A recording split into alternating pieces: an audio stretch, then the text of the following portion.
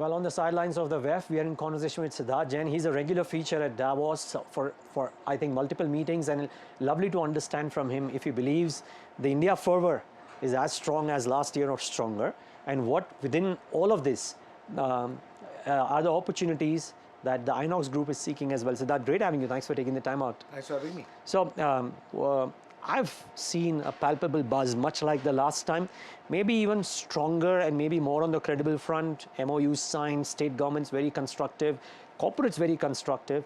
What has been your experience? Well, I echo exactly the same thoughts as you have.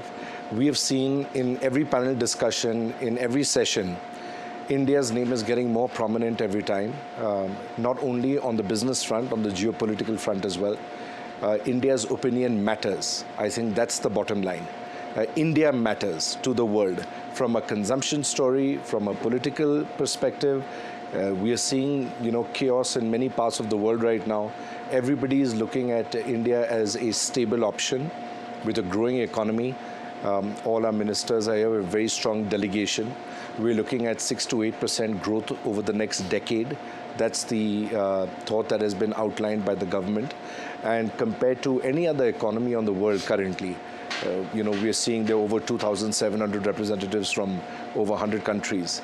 And in the interactions, we see they're extremely excited about the opportunity in India. Anything specific that has stood out for you? Because, I mean, as a buzzword, it's generative AI, but I hear you say about corporations and participants very excited about the India investing opportunity. What has stood out for you out there in that aspect per se? So it begins with sustainability and especially investment in climate. We've just announced an MoU ourselves with the government of Maharashtra. We're investing $3 billion in a Green Ammonia project. It's going to be Maharashtra's first Green Ammonia project of 500,000 tons. So it's a great step forward under the guidance of Prime Minister Narendra Modi's vision for the green hydrogen economy. It's going to be a 100,000 ton per annum green hydrogen plant followed by an ammonia plant. We are obviously going to export a lot of that green ammonia, but we are also looking at use cases internally within India.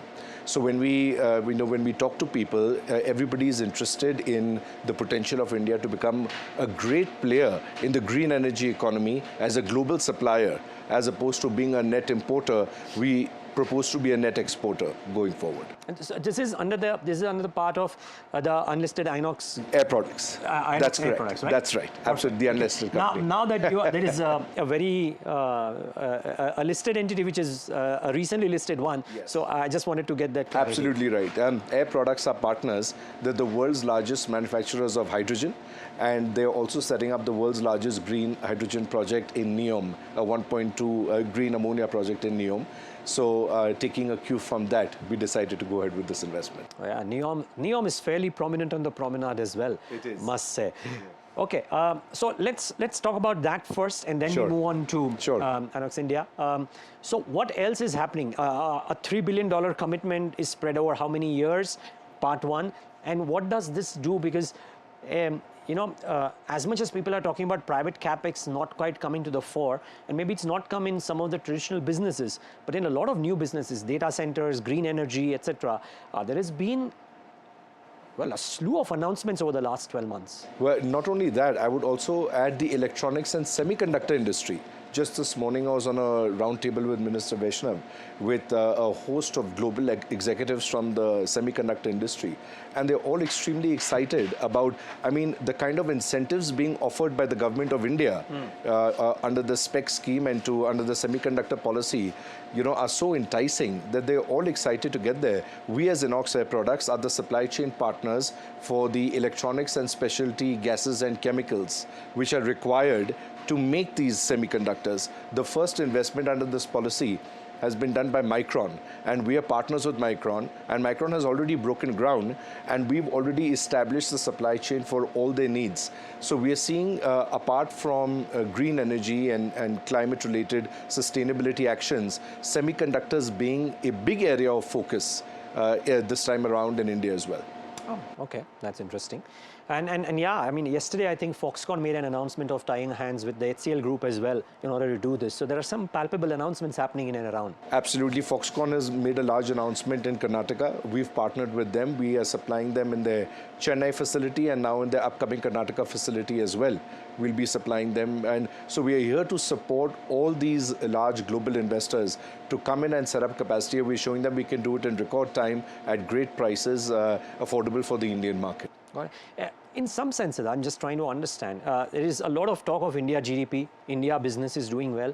Is there a bit of a J-curve effect that could come into select businesses? Because when you talk about the kind of supplies that you are doing and the kind of investments you are making, it's not something that we've heard too often from your group as well, per se, right? The size that I'm talking about. Is there a bit of a J-curve effect to this? You know, we're just excited about being the largest industrial gases company in India. Yes. And having the opportunity with the, as the GDP grows in 6 to 8% over 10 years, you can see a multiplier effect. In manufacturing, gases grows at 2 times GDP. So a historical 50-year average. So if the gas industry is going to grow at 15 to 17% for the next 10 years, you can imagine the amount of focus that's required. And we always invest ahead of schedule. We never invest after the demand comes. We always invest ahead of the demand. That's been the fundamental difference about Inox Air products and why we've been successful. Okay, so that's on Inox Air. Now talk about Inox India as well. Sure. A lot of talk about how technology advances at a very rapid pace out there in the cryogenic businesses. Yeah. You've recently listed, you've tasted success as well. Tell us about Outlook 2024. Sure. First of all, we're very happy with our listing. It was a great success. We're very thankful to all our 2.5 lakh investors who came in. In terms of technology, the holy grail of cryogenics is liquid helium. And we're happy to announce that we have established and developed our India's own indigenous liquid helium container, which only 3 other nations have been able to do. No one else has this, and we have been able to develop it indigenously. Now that, as I mentioned, is the holy grail of technology in cryogenics. So more than new technology, it's the application of cryogenics that is really increasing. What is our strength? Our strength is design, engineering, manufacturing, and installation of these complex cryogenic and vacuum systems in different applications globally, whether it's marine, whether it's potentially submarine, on the road, in various applications. We are now doing small mini LNG receiving terminals in different parts of the world. We've done one in Scotland, one in Antigua, and we're talking to many other people. So the strength of, it's not just our technology, it's how you apply that technology, which really matters. And we've been, we're getting great traction from our global customers who want to invite us to do, more complicated projects. Now, even in the scientific community, we've supplied very complex systems to the world's largest fusion project at ITER in France. So we are making extremely complex helium pipeline systems for this project, and similar to that, there are other projects coming up in Germany, such as FAIR, the CERN project in Switzerland, which is expanding as well. So yeah, we're very excited about partnering with all of them. Is there a moat that you have which enables you to bag all of these, and will it continue to benefit you in the times to come? Absolutely. Our moat is 30 years of experience, 30 years of building on our technology, perfecting manufacturing, and ensuring that it lasts and it runs successfully for 20 to 30 years. So we have over 400 engineers in-house. We understand the most complex codes and standards because, we deal with nuclear codes, pressure vessel codes, which vary from country to country. We have certification. Our shop is certified by, various governments across the world. So that certainly is our moat. Okay, and I heard you use the term small scale, LNG. LNG. Yeah. Now, India is a large importer, current and potential as well for the rest of the decade. What's happening in India? So we have 6 import terminals in India currently.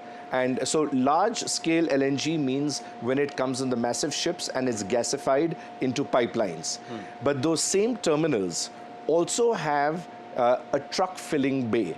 So that wherever a pipeline, let's say there's a customer who's off-grid, who's not connected to the pipeline, and there are thousands of such customers, and they want to decarbonize, they want to reduce the CO2 emissions, they then come to us to deliver liquefied natural gas to them, which we pick up in trucks and deliver to them. We set up a regasification station within their premises because they're off-grid.